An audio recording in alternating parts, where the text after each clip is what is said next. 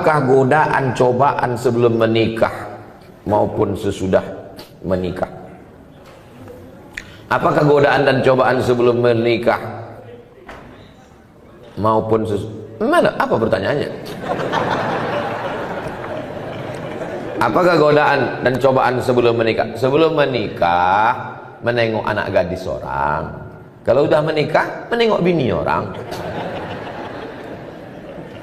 Banyak orang-orang yang berselingkuh, waktu ditanya, kenapa kau berselingkuh? Apa jawaban dia? Lebih berselera menengok bini orang daripada bini sendiri. Ini penyakit ini. Ini penyakit psikologis. Itulah kenapa perempuan disuruh menutup wajahnya. Jangan ejek perempuan bercadar. Kenapa? Karena bercadar itu sunnah. Tapi yang tak bercadar pun tidak apa-apa, bukan berarti dosa haram. Karena kalau bercadar wajib berarti tak bercadar haram. Bercadar, yang mau bercadar silakan, yang tak mau bercadar ya tak apa-apa. Tapi jangan bersolek berlebih-lebihan di muka laki orang. Ini banyak orang bersolek ini kan untuk laki orang. Untuk laki dia macam hantu.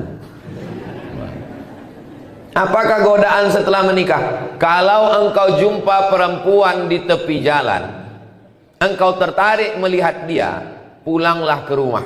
Pesan Sayyidina Ali. Kalau kau nampak perempuan di tepi jalan, tertarik melihat dia, pulanglah ke rumah. Karena apa yang ada pada perempuan itu ada juga di rumah. Baiti jannati, surgaku, rumahku adalah surgaku. Bidadari surga yang dikirim Allah Subhanahu wa taala. Faman lam yastati' man istata'a minkumul ba'ata falyatazawwaj. Siapa di antara kalian yang sudah sanggup menikah, menikahlah. Fa innahu aghaddu lil basar. Menikah itu menjaga pandangan. Wa ahsanu lil farj, menjaga kemaluan. Faman lam yastati', kalau tak sanggup menikah, fa alaihi bisawm, banyak puasa sunat. Fa innahu lahu wija, karena itu obat. Karena kalau makan, apalagi Pulau Kundur makanannya enak, makan sotong, makan cumi, makan kepiting, makan udang, libido seksual naik. Tapi kalau dia puasa sunat, tak ada bebini, banyak puasa sunat. Cantik pun perempuan itu tak nampak. Bro, atau cewek cantik tak nampak, udah aku udah mau mati udah. Maka suruh puasa. Ibu-ibu, bapak-bapak, anak yang sudah akil balik, kewajiban kita sebagai orang tua ini 3. Pertama, ayyusammihi bi ismi khairin, kasih nama yang bagus-bagus. Yang kedua, ayyu'allamahul kitaba idza aqala, ajarkan baca kitab, masukkan sekolah. Yang ketiga, ayyuzawwijahu, nikahkan dengan orang baik-baik. Kau udah sekolah nak, kau mau kunikahkan, ada nampak perempuan yang baik, kalau ada kami pinangkan, kalau tak ada udah kami siapkan. Nah, nikahkan dengan perempuan baik-baik, jaga kehormatannya. Yang perempuan pun juga nikahkan dengan laki-laki yang baik-baik. Mudah-mudahan anak bapak ibu dapat jodoh yang soleh solihah. Bagaimana cara kita menghadapi melaluinya Pak Ustadz? Tak usah banyak-banyak teori, berbini. Saya tak usah teori begitu begini, tak usah, berbini. Yang mana jodoh saya Pak Ustadz? Tak usah banyak-banyak berteori. Mau kau, dia mau, jadikan. Terus banyak berteori. Kalau jodoh kita, nanti waktu kita tengok bergetar kita. Bergetar pun kalau dia tak mau. Saya dulu kan lewat masa muda juga macam kalian, bukan langsung tua. Saya tanyalah tetangga dekat rumah, Pak, apa tandanya kalau dia jodoh kita? Kalau kita tengok bergetar kita. Saya asal menengok perempuan bergetar. Tak usah banyak teori. Mau kau sama dia. Dah. Tak mau dia, bunga bukan setangkai, kumbang bukan seekor, patah tumbuh, hilang berganti, hilang satu, tumbuh 1000. Ini anak-anak muda nih, begitu mau minang orang, kaulah satu-satunya, tak ada yang lain. Kalau kau tak mau nanti abang mati. La ilaha illallah. Wih, apa pula begitu? Macam tak ada aja perempuan di dunia ini. Banyak laki-laki ini mentalnya mental kerupuk. Begitu banyak perempuan. Nah, pinang, tapi jangan kalian meminang petantang-petenteng. Bawa Ustadz Haruna Hasim, bawa Pak Bupati, bawa Pak Sekda, bawa. Mereka juru bicaranya minangkan. Tanya, telusuri, ayah dia siapa? Ayah dia kerja di kantor Bupati. Bawa Pak Bupati. Pak Bupati ngomong, kami membawakan ini anak tahfiz Quran mau minang. Pasti diterima, mana mungkin orang itu berani nolak. Awas kalau kau nolak nonjok kan. Jangan kalian petantang-petenteng minang, belum tuh. Saya pun tidak saya minang. Kiai, saya minta tolong Kiai. Pak Kiai tolong pinangkan. Saya diam aja. Pak Kiai itu bercakap. Soman ngomong untuk Kiai. Enggak, saya diam aja. Jangan petantang-petenteng. Jangan saya kalian bawa, saya diterima nanti.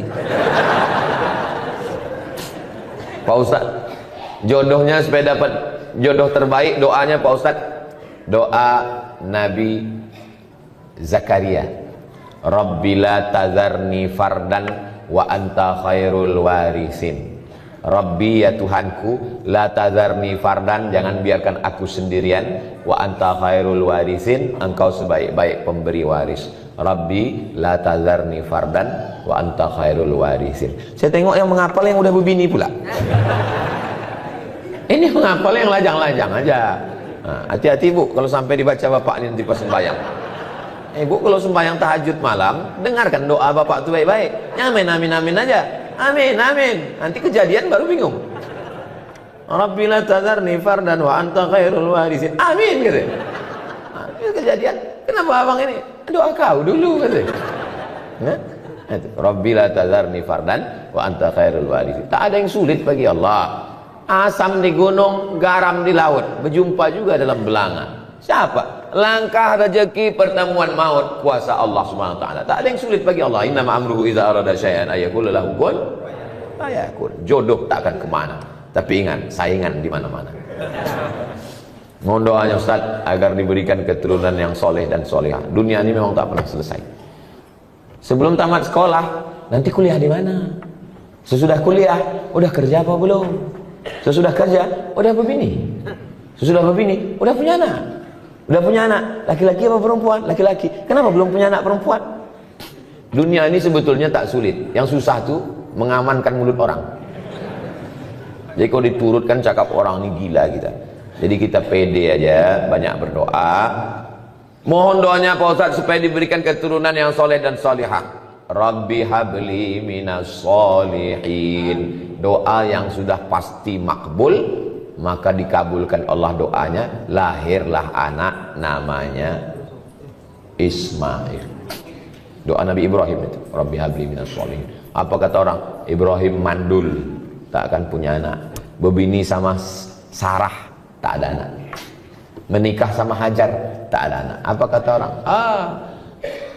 Takkan punya anak itu Ibrahim. Buat doa Nabi Ibrahim, apa yang terjadi?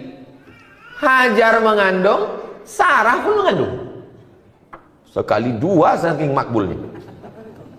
Hajar melahirkan anak Ismail, Sarah melahirkan anak Ishak. Waktu lahir Ismail, umur Nabi Ibrahim 86 tahun. Berumur Ismail 13 tahun, lahir Ishak. Umur Nabi Ibrahim 99 tahun. Bayangkan Bapak, umur 99 tahun masih menggendong bayi. Doa Rabbi habli minas solihin. Sebenarnya mana kita belajar adab. Tak jarang di luar sana banyak manusia sudah menempuh pendidikan tinggi tapi minim adab. Tak jarang juga para guru ngaji yang kadang tak pandai menjaga perasaan orang lain dalam ini menyindir saya nih.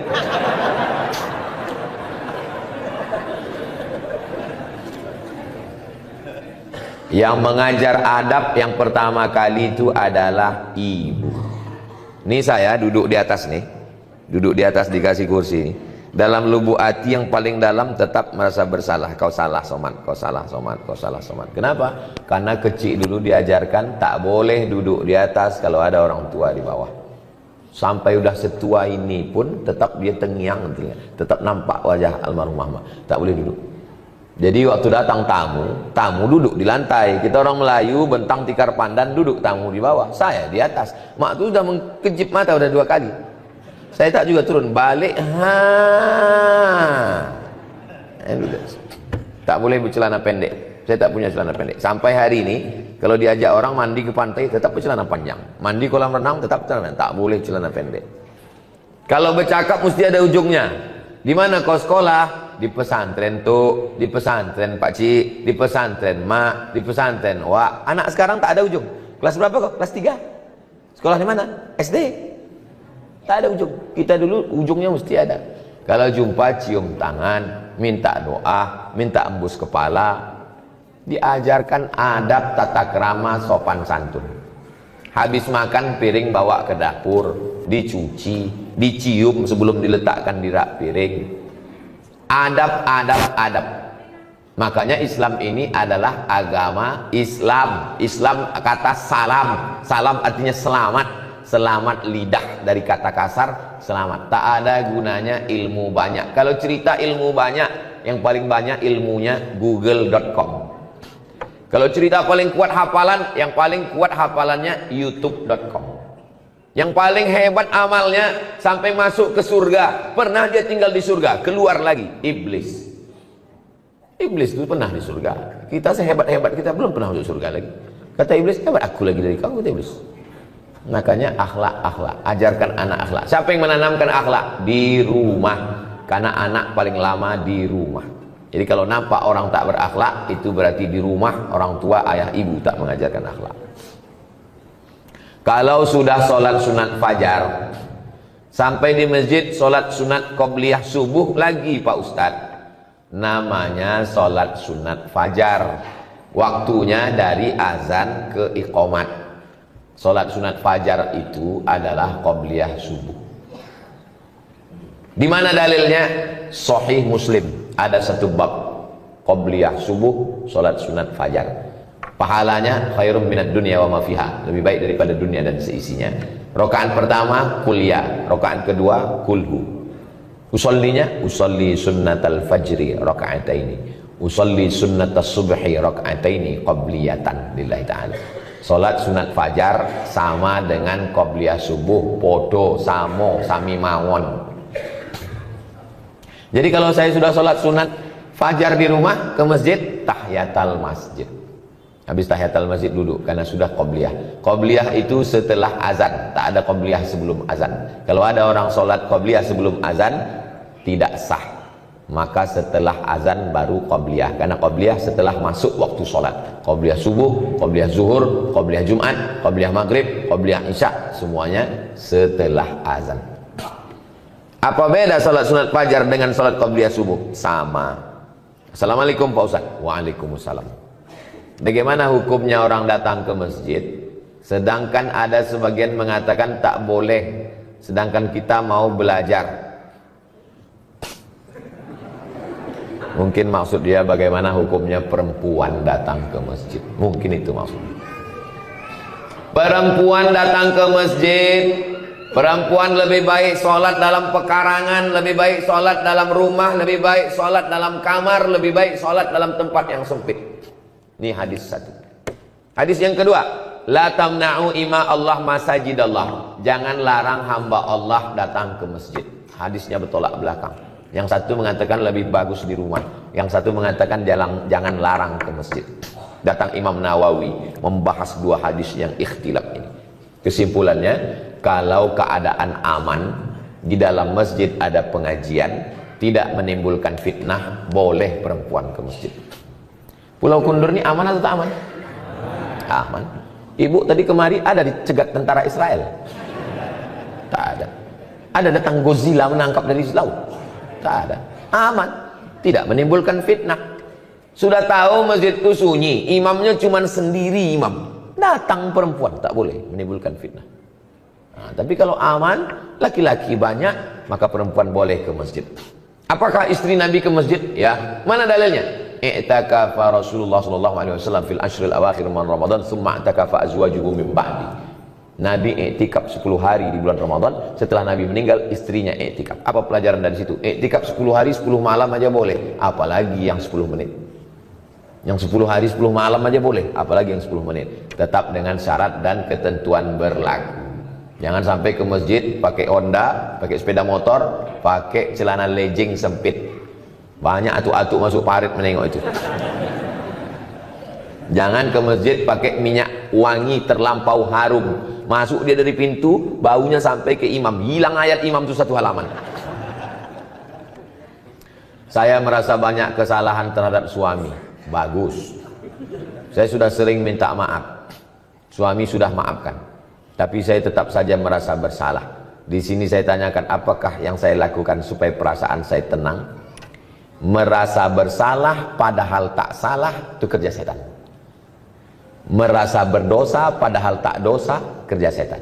Merasa beramal padahal belum beramal, itu juga kerja setan. Saya sudah membocorkan SOS, standar operasional setan.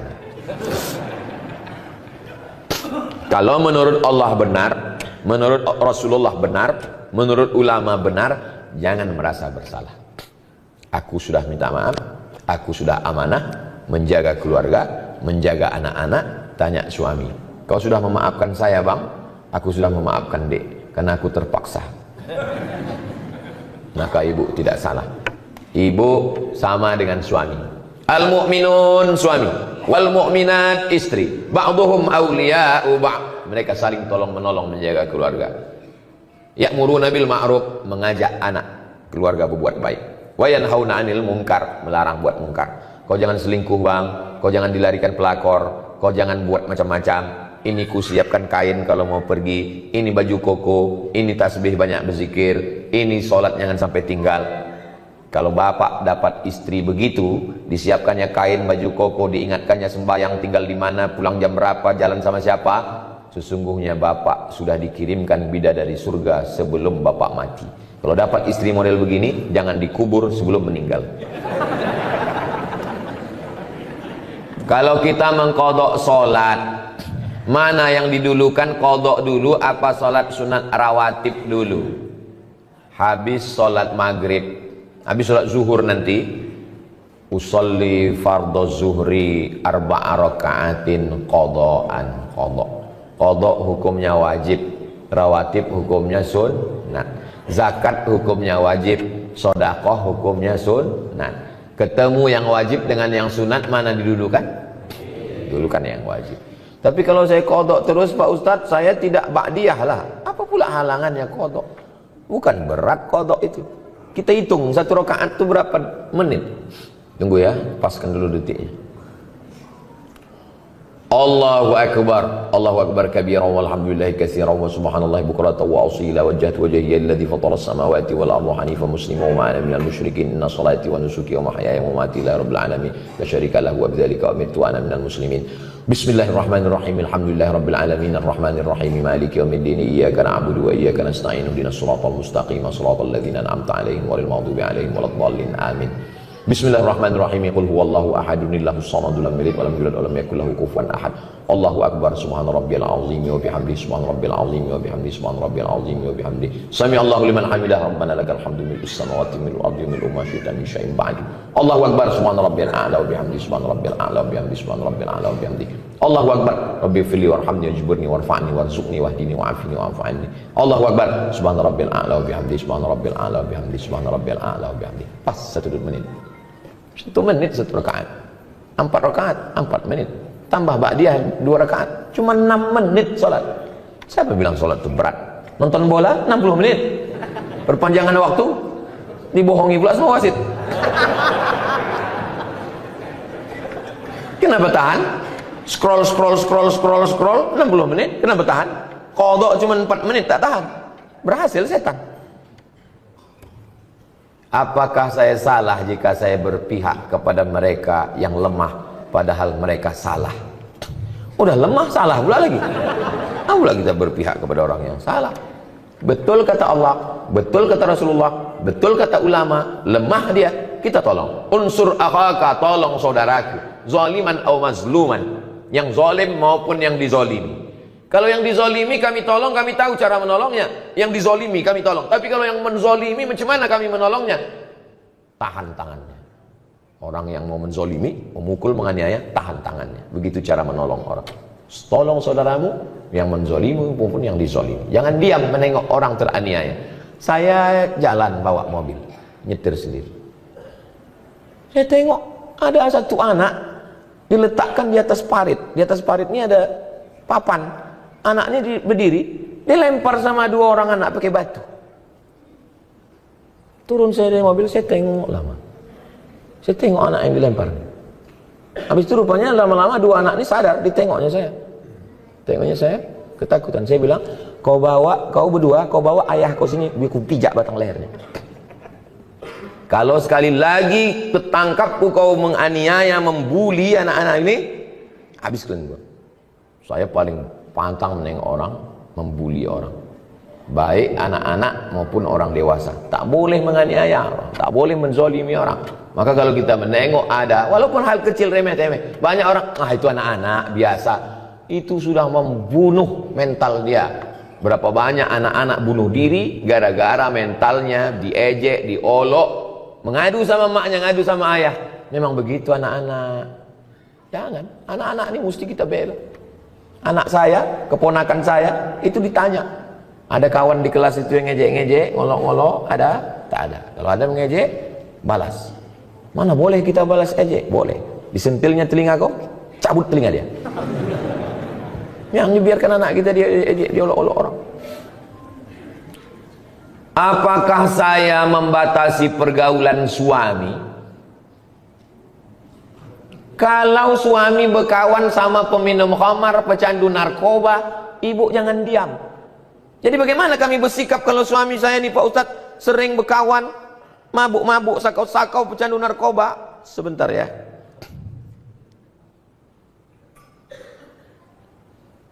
Kalau ada suami ibu berkawan sama pecandu narkoba, catat nomor ini baik-baik. 0813 11 44 2193, nomor BNN, Badan Narkotika Nasional. Sekarang mungkin ibu belum tertarik untuk menulisnya, tapi nanti kalau ingat, cari ceramah saya di Masjid Hijr Ismail di menit yang ke, pokoknya pas di ujung-ujung pas tanya jawab. Hubungi BNN, suruh tangkap. Karena kalau ibu menasehati, janganlah bang pakai narkoba bang. Oh dia amuknya ibu, tangkap dia. Sesudah tangkap, jenguk. Insya Allah udah menangis darah dia, biar agak-agak 3 malam. Orang kalau tidak dikasih efek jerah, kalau tidak shock terapi, dia tak akan takut. Nah mesti begitu.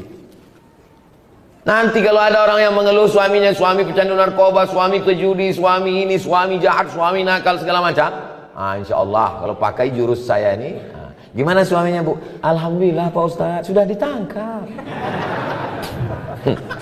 Tak mampan lagi nasihat zaman sekarang. Bagaimana dengan perempuan yang tidak berjamaah subuhnya tapi mau melaksanakan sholat sunat isyraq di rumah? Di rumah itu usahakan ada namanya musolla al-bait. Musolla al-bait dalilnya Nabi datang bertamu ke rumah sahabat. Setelah makan Nabi bertanya, aina turidu an usolli? Di mana kamu mau saya sholat di rumahmu? Kata sahabat, sholat di sini ya Rasulullah. Nabi pun sholat. Tempat sujud Nabi di rumah itu dijadikan musolla al-bait. Itulah dalil sunnah membuat satu sudut rumah musolla. Tapi rumah kami tak besar Pak Ustadz, bukan rumah orang kaya, tak ada musolla khusus. Tak perlu. Buat aja satu sudut yang biasa sholat di situ. Sholat duha di situ, tahajud di situ, letakkan sajadah di situ. Maka menurut mazhab Hanafi, musolla al-bait, perempuan boleh iktikaf di situ. Laki-laki tak boleh. Laki-laki mesti di masjid. Perempuan yang berat, ada anak kecil, kesulitan, kesusahan, dia boleh iktikaf di situ dan dia boleh sholat sunat isyraq. Ya bagi yang berat, karena sholat sunat isyraq mesti di masjid. Oke dia sholat di situ, habis itu dia berzikir baca Quran sampai masuk waktu jam 6.11, habis itu baru dia selanjutnya ada aktivitas-aktivitas. Hilang pula pertanyaan yang tadi yang kertas itu ada. Saat ini saya sedang dilema, sudah lama menantikan momen pencerahan dari Ustaz. Saya merupakan salah satu anggota dari Ormas Islam. Suatu ketika terdengar kabar tak sedap bahwa atasan kami melakukan sebuah tindakan kemungkaran, memakai uang umat untuk hal pribadi, tapi adanya musyawarah. Sampai suatu hari kami beberapa anggota yang dapat dipercaya melakukan interogasi. Akhirnya memang terkuak bahwa dia menggunakan uang untuk keperluan pribadi tanpa ada campur tangan dari pihak bahkan keluarganya tak tahu menahu. Saat itu pula secara tak langsung kami bilang kepada dia agar seharusnya uang itu diganti, namun dia malah berdalil ini seakan-akan enggan untuk mengganti. Alasan lain kenapa kami enggan untuk melaporkan ini kepada pihak adalah alasan keluarganya takut menanggung malu akibat dari perbuatannya, juga untuk menjaga citra baik agama Islam. Mulai saat ini saya secara pribadi sudah benci dengan dia. Saya sudah berusaha dengan hati maupun perkataan, bahkan sampai saat ini ketika melihat hati ini terberi geram, tak mau datang. Ditambah lagi sampai saat ini masih berlanjut isu dia kerap melakukan kecurangan. Seperti yang Ustaz sampaikan, kita begitu membara berapi-api, kita yang mencari kelakuan bejat Zionis Israel berada di Palestina. Tapi ketika melihat kemungkaran di depan mata kita diam. Laporkan ke polisi.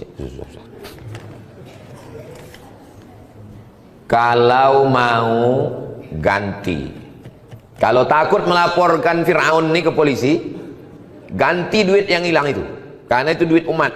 Duit masjid, duit ormas, itu duit umat, pertanggungjawabannya kepada umat. Kalau tak mau melaporkan dia karena menjaga nama baik, ganti duit itu. Tapi kalau tak sanggup mengganti, lapor ke polisi, akan disita barang dia untuk mengganti duit itu. Ustadz, sekretaris kita memakai duit, melaporlah wakil saya ke saya, dekat rumah emak saya ketua, ini wakil saya, sekretaris memakai. Berapa dipakainya? 45 juta. Saya bilang, lapor ke polisi, penjarakan dia. Malulah kita Pak Ustadz, begitu begini, nanti kami ini. Pergi saya ke kamar, saya ambil duit. Ini 45, masukkan ke kas, mengganti si hantu belau setan laknatullah alaih. Keluarkan dia dari pengurus, jangan masukkan lagi. Kalau mau, ganti pakai duit pribadi. Kalau tidak, laporkan ke polisi, jangan diam. Kalau takut melaporkannya, laporkan ke saya.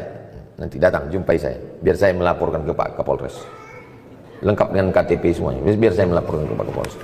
Biarlah saya terlambat pulang nanti agak 1 jam. Yang didiamkan, kenapa didiamkan? As-sakitu anil haq, diam melihat kemungkaran, setan akhras, setan bisu. Di dalam Islam ini ada namanya akhlak, tapi juga ada namanya hukum. Pencuri, as-sariqu was-sariqatu faqta'u aydiyahuma, potong tangannya. Pezina, az-zaniyatu faz-zani fajlidu kulla wahidin minhuma mi'ata jaldah, cambuk 100 kali kalau belum berbini. Kalau sudah berbini, farjumuhumal battah, lempar batu sampai mati. Islam ini bukan cuma akhlak, Islam ini ada hukum. Untung syariat Islam tak dilaksanakan. Kalau dilaksanakan syariat Islam tak betangan, kau bilang. Masih syukur aku masih mau pakai hukum polisi, kau cuma di penjara. Apa pula malu kepada agama Islam? Ini buktinya dia terus melakukan kecurangan. Ini kertas-kertas ini saya simpan, saya bawa balik. Karena kalau tak saya bawa balik, tinggal di sini tanya tulisan siapa tadi itu. Mudah-mudahan Allah menjaga kita semua insyaallah. Ala hadhihi niyyah al-Fatihah. A'udzubillahi minasyaitonir rajim. Bismillahirrahmanirrahim. Alhamdulillah rabbil alamin arrahmanir rahim maliki yaumiddin. Iyyaka na'budu wa iyyaka nasta'in. Ihdinas shiratal mustaqim. Shiratal ladzina an'amta 'alaihim ghairil maghdubi 'alaihim waladdallin. Amin. Allahumma salli ala sayyidina Muhammad wa ala ali sayyidina Muhammad. Ya Rabbi bil Mustafa balligh maqasidana waghfir lana ma madha ya wasi'al karami. Ya Allah, sampaikanlah maksud niat baik kami berdiri TK tahfiz Quran, SD tahfiz Quran, SMP tahfiz Quran, madrasah aliyah tahfiz Quran, pondok pesantren tahfiz Quran Hijr Ismail ya Allah. Allahumma ja'al abana'ana wa banatana min hafizil Quran wal hafizat, jadikan anak-anak kami menjadi para penghafal Quran. Minal ulama'il amilin, para alim ulama yang mengamalkan ilmunya sehingga mengalir amal jariahnya untuk kami nanti ya Allah. Allahumma ja'alna min mu'ammiri masajidik, jadikan kami orang yang memakmurkan masjidmu dengan salat berjamaah. Allahumma ja'al hadzal balada baladan aminan, jadikan Pulau Kundur negeri yang aman dan damai, baldatun thayyibatun wa rabbun ghafur. Rabbana fil lana dzunubana, ampunkan dosa kami, wali abaina, ayah kami, wali ummahatina, ibu kami, wali azwajina, pasangan hidup kami, wali man hadarana, semua yang hadir di majelis ini, wali man syarakana, saudara-saudara kami yang mengikuti melalui streaming kajian, berikan kami semuanya kebaikan dunia akhirat. Allah marzuqna rizqan halalan thayyiban mubarakan fi, berikan kami rezeki supaya kami dapat berinfak, beramal, bersedekah. Jadikan anak-anak kami anak-anak yang baik, yang menolong agamamu nanti, mujahid fi sabilillah. Rabbana atina fid dunya hasanah wa fil akhirati hasanah wa qina adzabannar. Wa sallallahu ala sayyidina Muhammad wa ala alihi wasallam. Walhamdulillahi rabbil alamin. Taqabbalallahu minkum. Inna minkum taqabbal ya karim.